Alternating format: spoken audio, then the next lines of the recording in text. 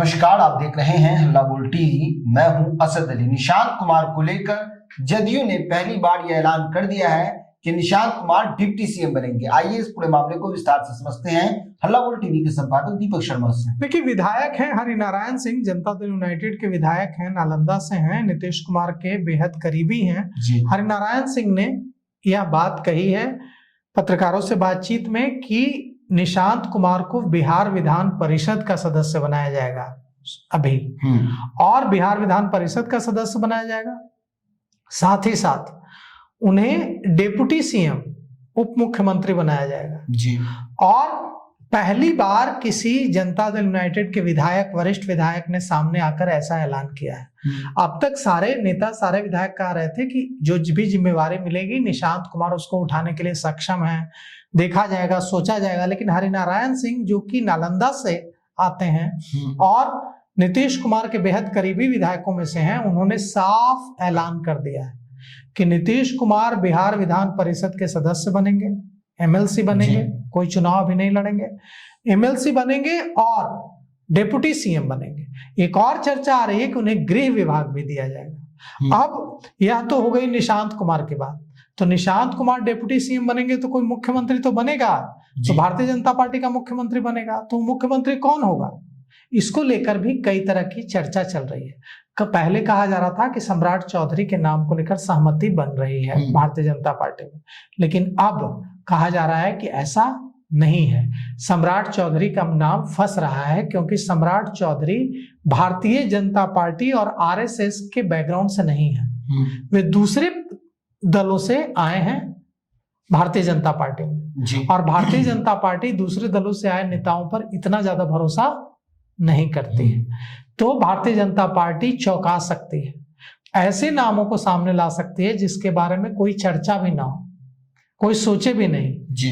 अब सोचिए, अगर आपको पता चले कि बिहार का मुख्यमंत्री जनक राम बनने जा रहा है तो आप परेशान हो जाएंगे कि जनक राम, लेकिन रेस में जनक राम का नाम आगे है। दलित चेहरा है भारतीय जनता पार्टी के, और भारतीय जनता पार्टी चौंका सकती है जनक राम को मुख्यमंत्री बनाकर। अगर आपको पता चले कि संजीव चौरसिया बनने जा रहे हैं बिहार के मुख्यमंत्री, तो आप चौंक जाएंगे कि नित्यानंद राय, सम्राट चौधरी, विजय सिन्हा, सबको छोड़ करके संजीव चौरसिया क्यों? क्योंकि ईबीसी को साधने की कोशिश है। इसलिए क्योंकि नीतीश कुमार का जो सबसे मजबूत समर्थक रहा है, कोर वोटर रहा है, वो ईबीसी रहा है, अति पिछड़ा रहा है, और उस वोट बैंक को साधने के लिए ईबीसी से मुख्यमंत्री बनाया जा सकता है। तो हम आपको कुछ नाम जो चल रहे हैं वो हम आपको बताते हैं। संजीव चौरसिया दीघा से 3 बार के विधायक हैं। उनके पिता गंगा प्रसाद चौरसिया भाजपा के बड़े नेता और राज्यपाल रहे हैं, और संजीव चौरसिया आरएसएस से जुड़े रहे हैं। साथ ही साथ डॉक्टर प्रमोद कुमार का नाम भी चल रहा है। डॉक्टर प्रमोद कुमार भी आरएसएस बैकग्राउंड से संबंध रखते हैं, और उनका नाम चल रहा है। साथ साथ हमने कहा जनक राम का नाम चल रहा है। अब जनक राम रविदास जाति से आते हैं, और भारतीय जनता पार्टी जनक राम को मुख्यमंत्री बनाकर पूरे बिहार के दलितों को गोलबंद करने की कोशिश कर सकती है। ऐसे भी जो रविदास जाति है वो भारतीय जनता पार्टी का कोर वोटर नहीं रही है, वो पासवान रहे हैं चिराग पासवान के साथ और एनडीए के साथ, और रविदास जाति रही है आरजेडी और महागठबंधन के साथ जी। लेकिन अगर जनक राम बनेंगे तो रविदास जाति भी भारतीय जनता पार्टी के साथ पूरी तरह से जुड़ जाएगी। साथ ही साथ यह भी है कि यह भी हो सकता है कि किसी सवर्ण को बना दिया जाए, लेकिन इसकी संभावना बहुत कम है कि सवर्ण को बनाया जाएगा, क्योंकि अगर सवर्ण को बनाया जाएगा तो भारतीय जनता पार्टी पर जो अति पिछड़ा और पिछड़ा को के हितों की उस तरह से रक्षा न कर पाने का शक है, जिस तरह से नीतीश कुमार रक्षा करते थे, वो और ज्यादा यकीन में बदल सकता है। तो मुझे नहीं लगता कि किसी सवर्ण को बनाया जाएगा। और सम्राट चौधरी का भी नाम है, नित्यानंद राय का भी नाम है। ऐसा नहीं कि सम्राट चौधरी और नित्यानंद राय का नाम रेस से बाहर हो गया है। सम्राट चौधरी का भी नाम चल रहा है।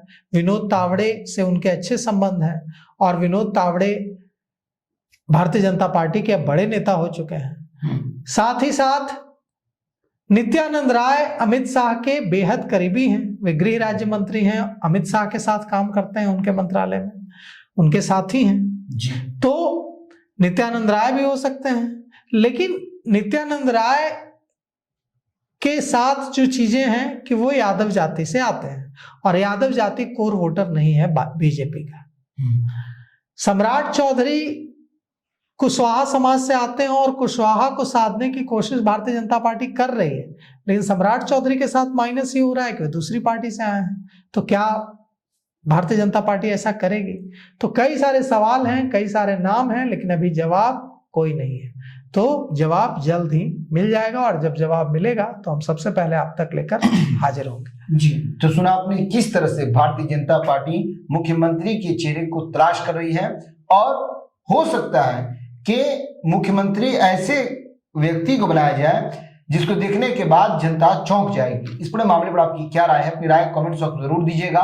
फिलहाल इस पेशकश में इतना ही। आगे की खबरों के लिए बने रहे हल्ला बोल टीवी के साथ। धन्यवाद।